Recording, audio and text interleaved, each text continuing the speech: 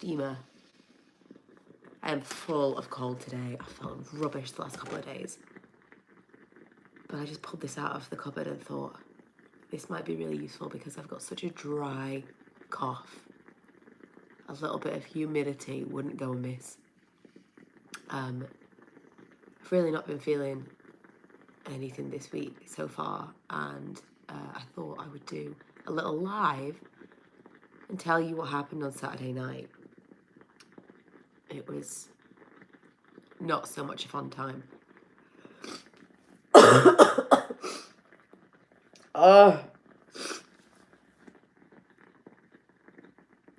Since then, I've been feeling rubbish for completely independent reasons. Or I don't know, maybe it's all part of, you get run down when things happen, and that's when you're most susceptible to getting poorly. But yeah, anyway, now a few of you have joined. Hello. Okay, let me tell you the story. So on Saturday night, I went to Karen's with Kaz, and we were doing like our craft evening, afternoon, whatever.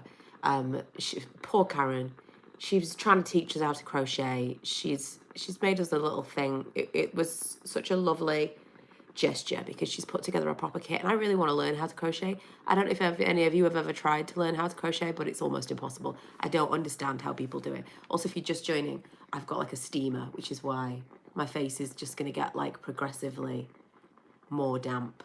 Apologies for people who hate that word too. Only not because, I really feel like this is going to help me while I'm talking. So, went there, had a great time, was not drinking as per my kind of resolution.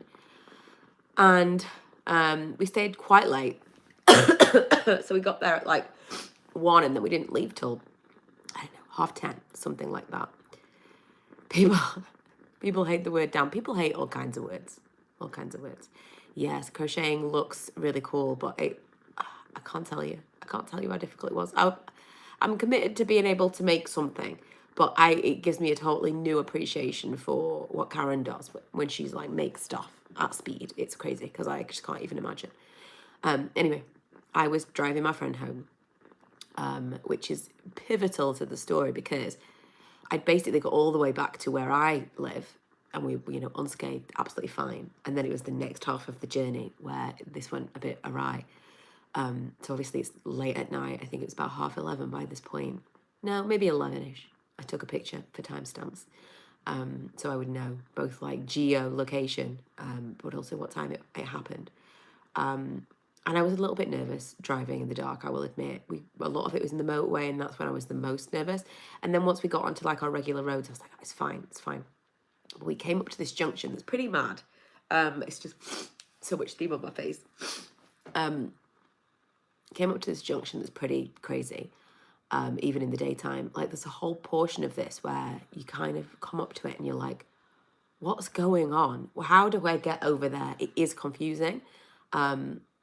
But thankfully I was going in the direction that's much, much simpler. And so I was like at my red light, it turned green. I started driving, and like stuff just happens in the blink of an eye. Something very quickly was heading towards me. So literally like head on. And I didn't understand what was going on. And because I'm so quick to second guess myself and imagine that I'm in the wrong always. Oh, I think I've used up all my water already. Can I have? I don't know. I was so glad to have my friend there with me because my first thought was like, was it green? Was I allowed to go? Like, did I do something wrong then? She's like, no, 100% it was green. So the car's fully coming towards me. And obviously I panicked, swerved. Thankfully, there was nothing next to me because I was not checking. And then when I stopped, I looked back to make sure that the light that they'd just gone through was red. There were other people stopped at the light. But it was red. And saying, thankfully, that there was no one next to me, there was someone behind me. They could so easily have been in the next lane and I would have hit them. But they stopped, and the woman got out of the car and her partner drove to see if they could go and find the other car because it just drove off. It was massive. It was one of those like Toyota Land Cruisers. Like, my car is big now, but this was a big car. I obviously didn't get the registration. It was just headed towards me, this big white car with an enormous grille. In that moment, I was not looking at the number plate. I was just like, how to get out of the way of this car. So what happened was I swerved and it hit my corner. So like my closest wing, which when I was reporting this, I don't understand which side is which, because it's like, it's a right-hand drive car. But then it's, when you talk about like near side and far side, it's very confusing to me. It's very confusing. So hopefully I've reported it correctly. But it's the wing that was closest to me. So all I was thinking that whole night was, if I'd not swerved, well, first of all, how much damage would there have been to the car? But like, could I have been in some real trouble because he was fully like at me?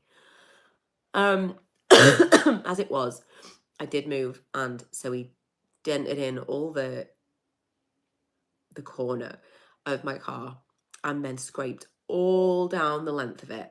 It was just like a nice little dent and a scuff all the way to the back wing, which is also dented in, which is great.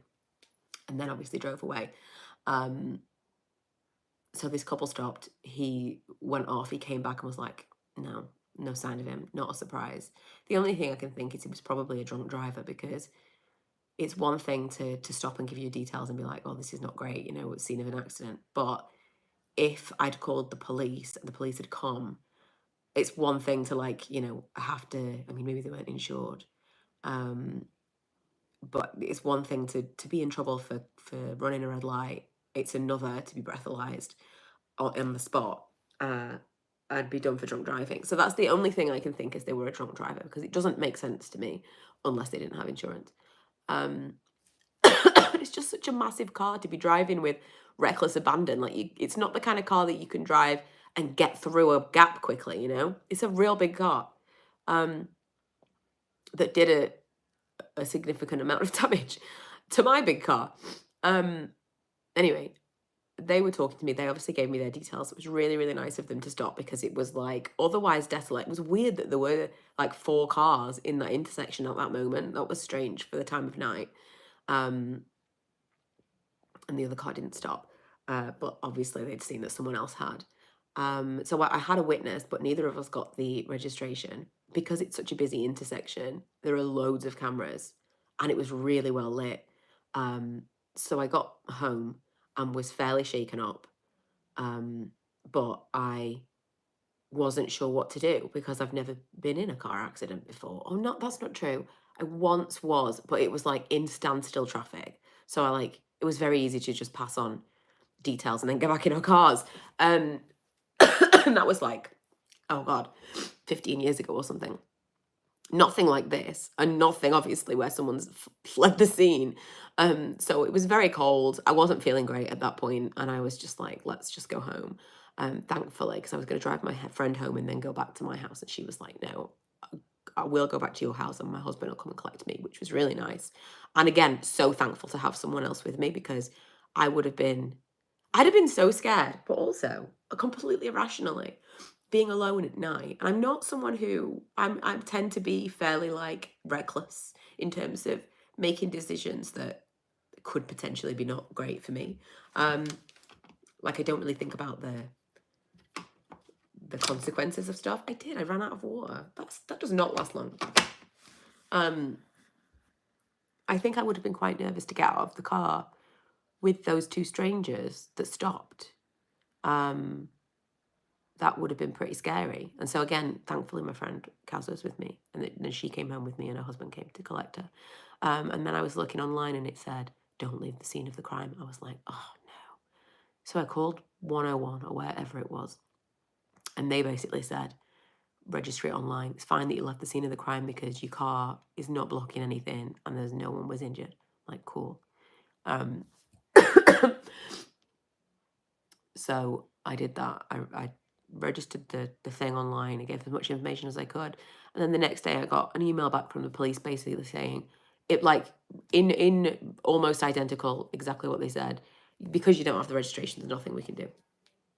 Done. So I was like, well, I'm kind of disappointed that it's not even a consideration that we would look at the cameras. So can I contact the council directly and get someone to look at the cameras? Because there are like 4 or 5 in that area, and I'm waiting to get something back. But I think in the meantime, I may contact them, because I mean, I'm going to have to do it. It is what it is. But to have to pay like £300-400 excess to fix my car, I have to pay for the privilege of someone running into the front of my car while I was driving it. What? So I was feeling really rubbish that night, understandably. And then the next day, I woke up feeling terrible. And I'm thinking, you know, maybe this is like psychosomatics, the after effect of being a little bit shocked. Because I was not injured.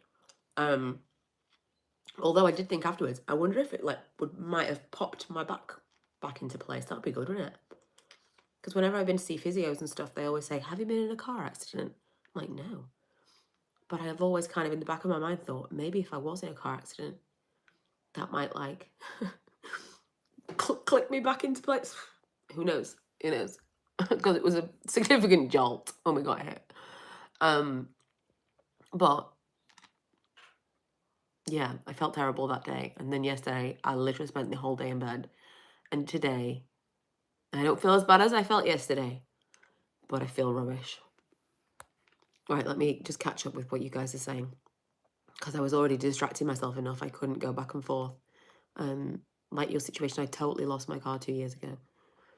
We got into 2 accidents last year, and after the second one we got a dash cam because the insurance was a bit iffy. Honestly, genuinely think I'm going to get a dash cam, because if I'd had one, that would have fixed that problem immediately. I would have. It's not even so much proving what happened, because I had a witness and I know there are cameras. But if I had a registration number, that would have been. I just wasn't thinking. Awful stress when you get a new car, get a front and rear next-based dash cam. That must have been terrifying. My worst nightmare. I don't drive because I've always been too nervous of other drivers to pass, and I'm not a nervous person. Oh, Isabel, you were alone. Yeah, you see, I really feel like I would have struggled if I'd been on my own. I've used dash cams for nearly 15 years. Will never be without one. I work, investigating insurance policy fraud. So, funnily enough, I used to work in insurance, car insurance, for years and years and years. I was once pulled over, one and only time in my life, I was pulled over by the police for not having insurance when I worked for an insurance company.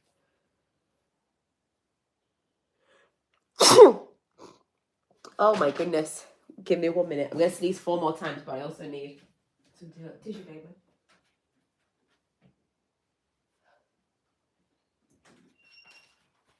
Oh my goodness. I am seriously feel like death. I feel like I've never been so ill as I have in this last year. I was thinking this yesterday when I was vlogging. I was like, I'm so sick of talking about feeling rubbish in the vlogs. Specific, I mean, definitely since Christmas. But all of the last year, I feel like it's been such a, today I'm feeling like this. Dear diary, today I'm feeling like this. That's totally how it feels. And I don't know what's happened. In the last 12 months, I've had my first period of sickness, maybe ever since I've worked there. That's like 11 or 12 years. 35, nearly 13. I don't know what's going on. I've just become like a sickly person, I feel like. But yeah, it's just like, it felt like this triggered something and made me poorly again, which I'm sure it didn't. I'm sure I was going to be poorly anyway. Maybe it was partially because I was standing outside. I know you can't get ill from standing outside, but if I was already like something brewing and I was standing outside after the accident in the freezing cold on Saturday night, maybe that's part of it. I don't know. But I am sick of being sick. Crocheting is not really that difficult. Start with 1 stitch and make a ton of scars. Listen, I can't do the first stitch. I could make a chain. That's basically just knots. You make a chain. I can't yarn over. It became a joke. Like, I'm going to make some t-shirts that say yarn over. Yarn over was like folding the cheese. In fact, now I'm saying that, I must tell Karen that because she'll get a real kick out of it. It was completely folding the cheese. She just kept saying yawn over. And I understand. I just don't get how it works. I don't get how you're supposed to get them over it. I don't know. I don't get it. Stress lowers your immunity. Yes. It honestly felt like I got home and was immediately poorly. It's called getting older. Things hit me worse since turning 40. Also, work from home affects your immune system. Definitely true. Definitely true. 100%.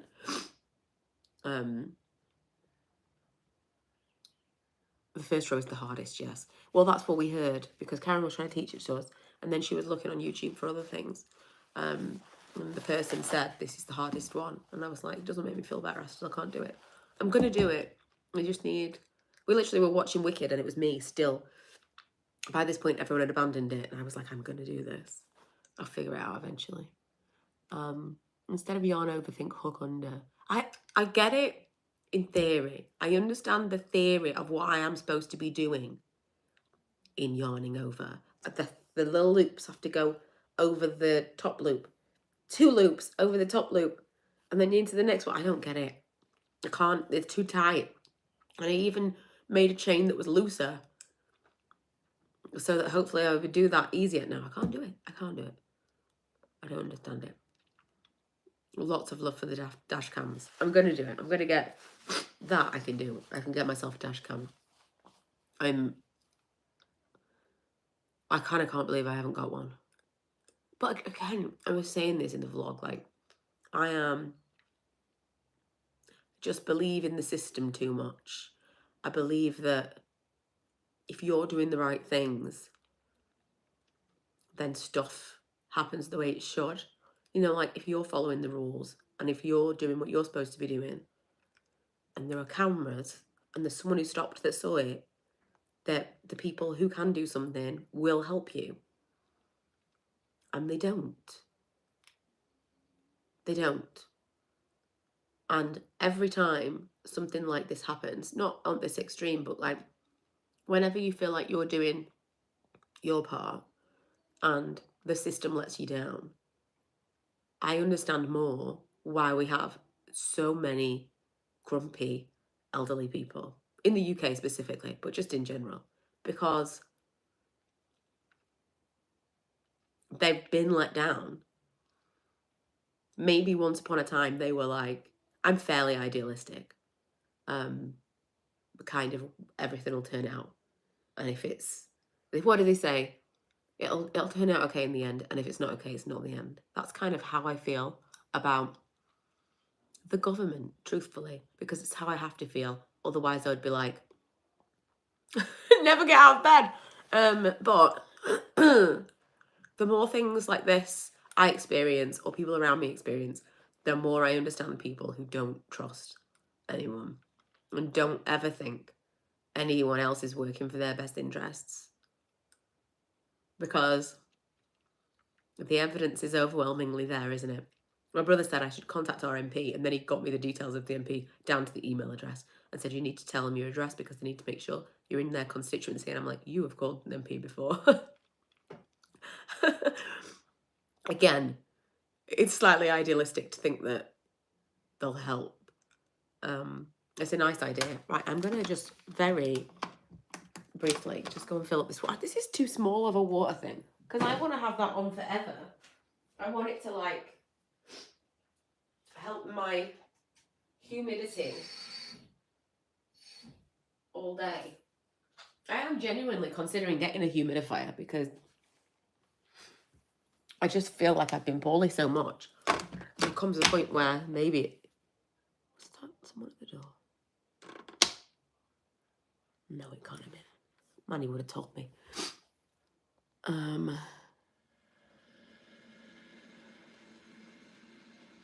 Making the chain too tight is what I did to the point where my knuckles were white trying to poke the hook through. Just persevere. Exactly. And this is true. I feel as well, if anyone can do it, I can. I feel that's true about everything. And that is kind of a false sense of security that's fed me well in some situations and not in others. Because I truly do believe that I could do anything if I put my mind to it. I just need a day where I'm like, I will do this. And I will. Well, it's just unfortunate. I genuinely thought I was going to get home that night and have another go, and instead, car hit me. I paid Halfords to fit my dash cam on my driveway. That level of disappointment in society is soul destroying. I want to lock my doors and stay home. It's a big part of my depression, disappointment in the world. You must drive as soon as possible because of the fear. I did. I had to drive straight away. I mean, I had to drive the car home. Because my friend had been drinking, but she also can't drive a manual car, so I didn't have a choice. I had to drive my car home anyway, and then the next day I had to do the school run, so it was, not the next day, the day after, I had to do the school run. I will say yesterday I was a little bit nervous, and then yesterday, Lee said, as he was, because we've got loads of roadworks near us at the moment, as he was coming home, someone's had a crash on our main road. Say similar situation, because there's roadworks all the time, there's a red light, someone has tried to make the red light and just smacked into the front of someone. I'm like, oh. And do you know, I looked at my car and I feel like the damage doesn't look bad at all. I'm like, because I swerved, it kind of like moved us, but my car is big, so it did take the impact pretty well. It's just fully dented in the wing, and then, like I say, scraped down the side. But it doesn't look as bad as you would imagine it to look. And then when Lee went to look at it, he was like, that's a lot of damage because it's so many panels of the car. So I am going to have to claim on my insurance sooner rather than later because it runs out in March. So how annoying. Love the humidifier. Love relaxing under a cloud of vapor. Yeah, that is what I need. I think that genuinely I might buy myself a humidifier. Do you know what's also really annoying? I've been so careful about not spending unnecessarily.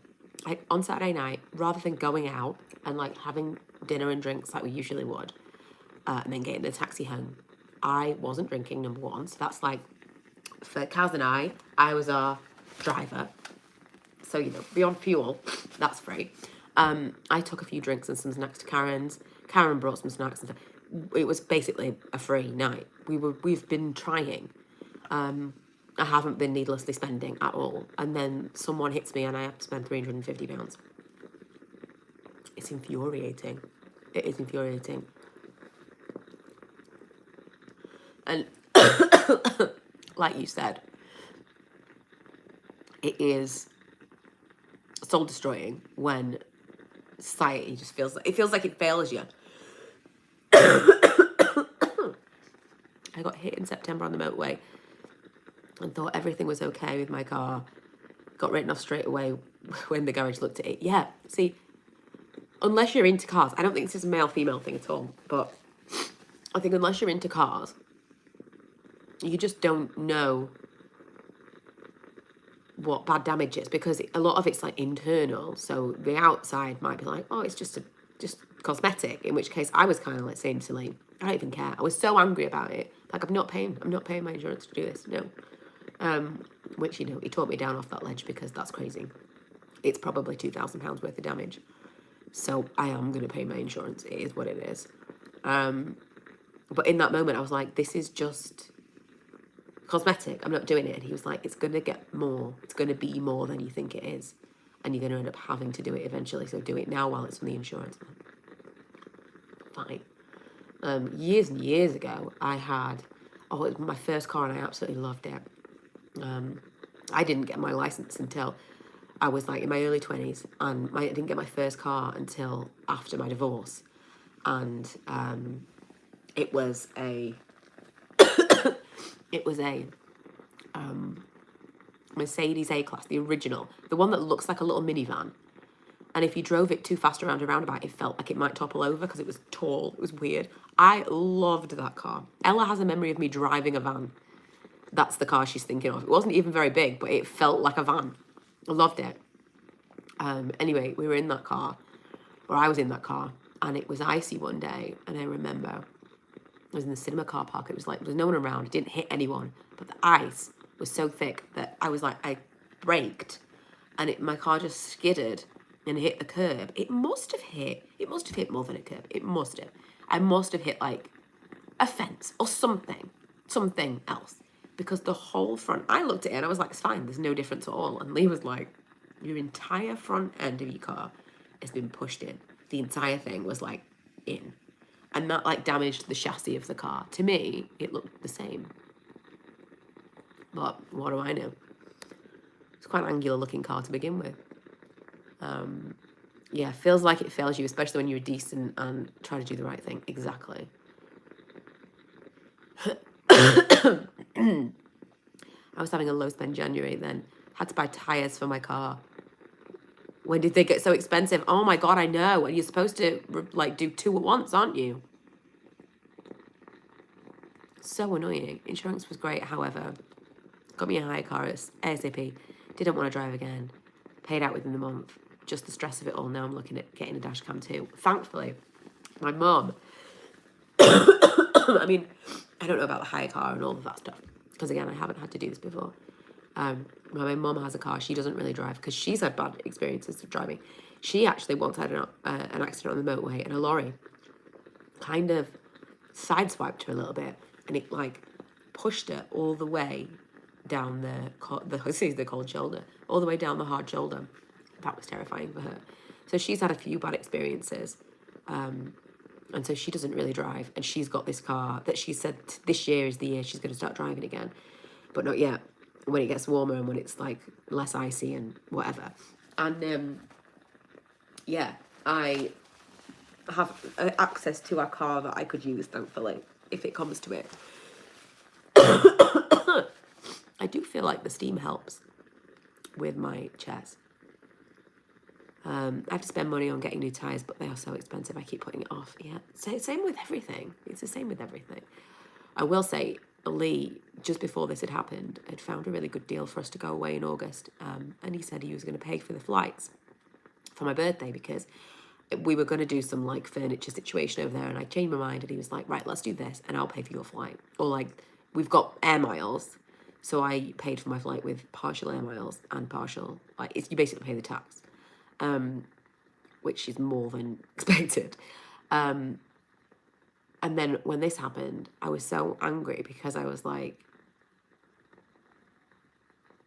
that was the money. That was like my half of what would have been the hotel we were going to book. I'm like, why? Why? Money all the time. I feel like you can't keep it. I remember hearing Ted Danson on a podcast. I feel like it was on Armchair Expert. And he said he's never been good with money. And the way he looks at money is he lets it flow through him. And so like he lets it come in and go out, come in, go out. And he never tries to hold on to it because as soon as he starts trying to hold on to it, it stops coming in. So he said like once you put a stopper in to try and hold on to it, it stops coming in the top. And I almost feel like that is what's happened. In that I've made such a concerted effort to be like, let's put a stopper on it and stop it flowing out and just let it flow in for a while. And the universe has been like, nah, we're not going to do that. Take this unexpected bill. Got a nail in the passenger side front and had to pay $450 on 2. Oh, but I did upgrade to all season. Still £450 for tyres. It's stuff that like, it's like £450. Yeah, the steam rising from me. I've got a little steamer because I'm like full of cold. I do feel better for talking to you guys. Not like cathartically, but literally it's waking me up. Because yesterday I spent all day in bed. Literally the entire day. I dropped Milo off at school, went back to bed and slept till 2:30 from like 9 in the morning. So that's what happened yesterday. And then because of that, between that and not being able to stop coughing, I didn't sleep at all last night. And so today felt like it was going to be another write-off. I've been kind of dozing on the sofa and I thought, I can't do this. I'm never ever going to go to sleep tonight if I do this again. And I'm working tomorrow. Thankfully from home, but still. Not ideal at all. But I do feel better for talking to you guys because it's kind of got me out of my funk. Like Leo and Milo come home. I'm just like, you know, minimal conversation. I'm just like, I'm just so tired, so tired. Whereas talking to you guys like this kind of perks me up a little bit. I realise that I don't seem very perky, but it's perkier than it's been, let me tell you. Now, I had this morning spaghetti bolognese, tin spaghetti bolognese on toast for breakfast. Because I gave up trying to go to sleep about 3. So I've been downstairs watching Grey's Anatomy since 3. So by the time breakfast came, it felt like dinner time. And now I'm not hungry at all. So no, nothing nice for lunch. Oh, just joining. Feel better. Sorry, you've had an accident. Thank you. Got into a car accident in 2023. Some idiot literally crashed into the back of me. They denied liability despite me having a dash cam, and now it's going to court. That's insane, because when I did work for the car insurance company, I never told you the insurance story. I will. When I did work for the car insurance company, I was under the impression that if ever someone hits you from behind, it's their fault. You should always, as the driver behind, you should always leave enough stopping distance to not hit the car in front. So even if they emergency brake on the motorway, if you hit them, it's your fault.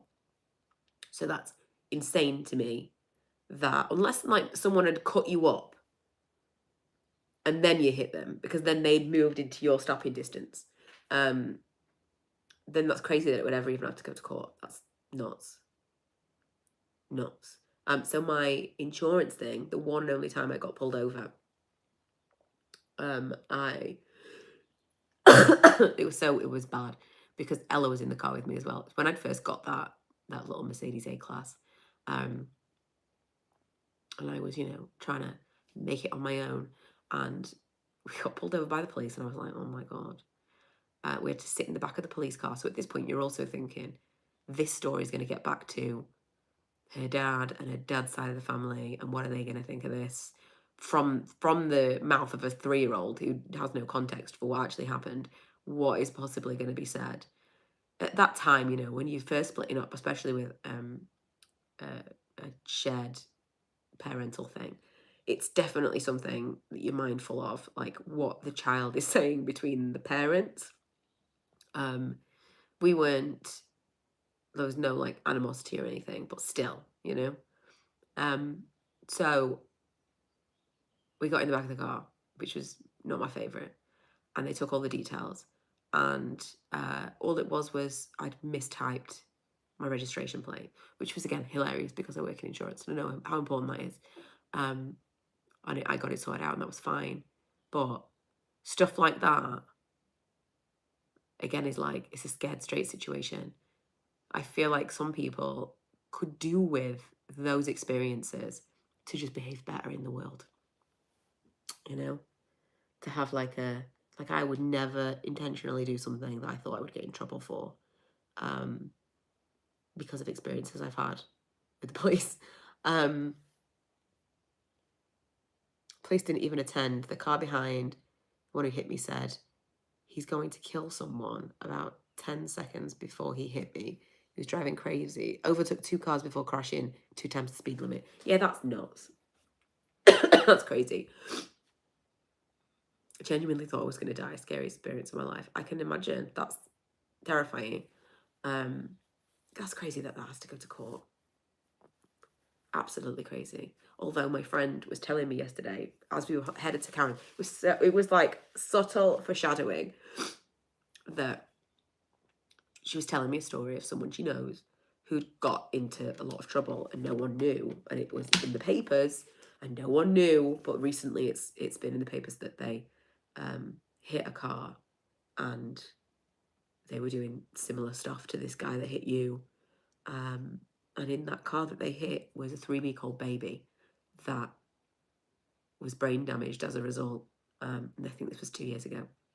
And the parents don't know what quality of life this baby's going to have. And it's just a horrible, horrible situation.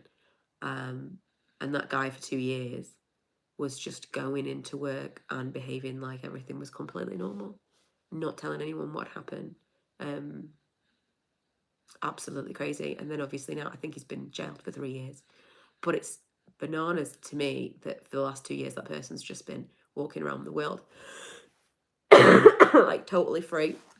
So like they had a driving ban. They'd have a driving ban. They've had a driving ban.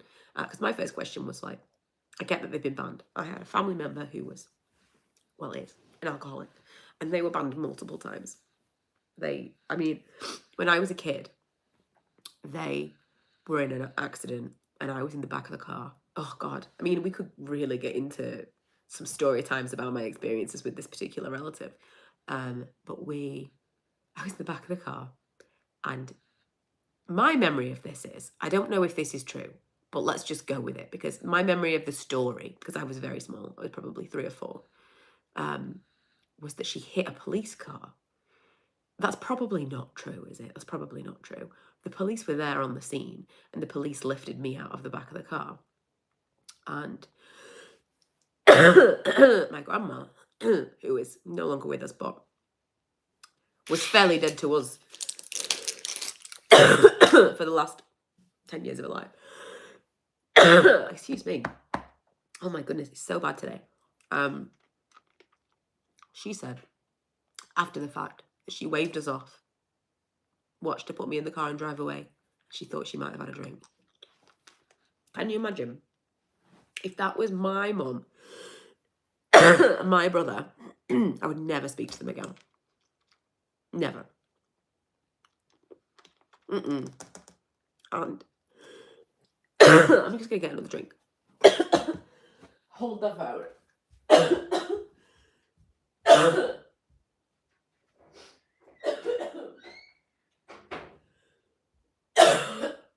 Oh my goodness. What am I thinking? Like, this is not a good time to do a live. I'm also going to just refill my water because it's a terrible design that has no amount of water in it. It's so stupid. Yeah, so I would literally never have spoken to these people again if that was true. If you put my baby, I think I was 3 or 4, if you put my baby in a car with someone who you thought had a drink, even if nothing happened, if you told me that that is a thing that you had done, I would never forgive you. But the fact that then there was an accident, and I went everywhere with her. I went all kinds of places with her. It's crazy. It's crazy. They were more forgiving than I would have been, for sure. But anyway, all back to the thing of that was, she was banned several times. But a ban isn't necessarily as hardcore as it seems, because she got her license back pretty easily. And I think after the 3rd ban, she had to retake a test. At what point are you never allowed to drive again? I did hear on the grapevine that she recently was banned again. I mean, I haven't seen her. She never met Ella, and Ella will be 20 this year, so that's that long now. But yeah, absolutely crazy. When I hear about stories like that, I just think, how do people live with themselves? Yeah, at some point the license should be revoked for life. But also, I suppose, someone who's going to do that, someone who's going to do drugs or alcohol or behave erratically and do that, does it even matter if you take the license away? Because if they've got access to a car, they're probably going to drive anyway. And so this guy, who'd caused such devastation for this family and harm to this tiny baby, was just free for 2 years. He could have been driving around. I know he didn't have a license, but that doesn't matter. It's shocking. Absolutely shocking.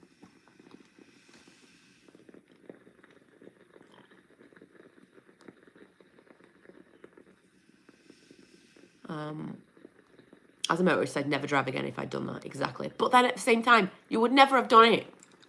You would never have done it. I feel like someone who behaves that way is predisposed not to have that same kind of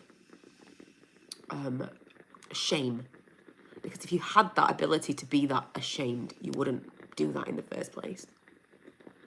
My dad got hit from behind, turned out to be a county court judge that was plastered, and begged him not to call the police.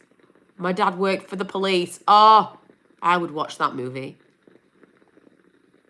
Oh, it's always a good time to go live. I mean, it doesn't... If you were just tuning in now, you'd be like, Jesus Christ. It doesn't feel that way, does it?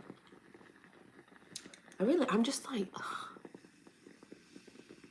It was a bad experience. And then ever since, I felt so rubbish that I think I'm kind of connecting a lot of my resentment of feeling so ill to the accident. Oh my goodness. In the night, I couldn't stop coughing. I felt like I couldn't breathe because my throat was so dry. I actually started to wonder whether or not it was allergies. I mean, it still could be because it can all be connected, can't it? Because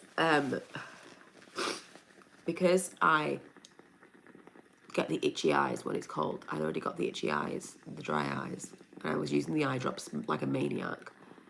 And then I started to get this like super dry throat again, which I had like, I feel like every other week I'm getting this dry throat, but then this has become something more this time. But all of that, I mean, the cough can just be manifested.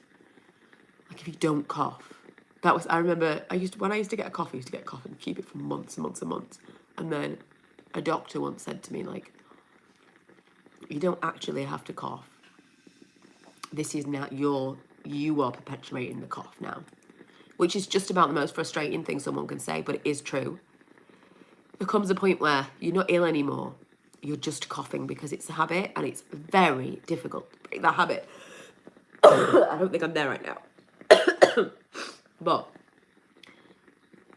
if you could not allow the cough to become what it is, I know that the steam is probably making me cough, but I need it anyway. I feel like that's probably not. Okay, enough of a story time from me. And I'm gonna just die of coughing. You don't need to see this. So, thank you for joining me. I thought I would tell you the story. I have no idea what the vlog is going to be like this week. I do a weekly vlog now on my other channel, MikhilaVlogs, and they've been close to an hour long every week, and you guys seem to have been enjoying that, but I don't know what's going to be this week. Truly, I can't. At the time, you were full of adrenaline. After your cortisol level spikes, everything probably inflamed. Yeah, maybe that's part of it. But I might go have a sleep now. I might. But just in case I'm not back on Friday with a regular video, I thought I would explain partially. This fun thing happened to me on Saturday night. Plus, this is what I look like. So, if I'm not better for Thursday, there will not be a Friday video. At this rate, there won't even be a vlog. Because I cannot sit and edit a video. At all. Right. Thank you so much. Okay. I'm going to see you later. Bye-bye.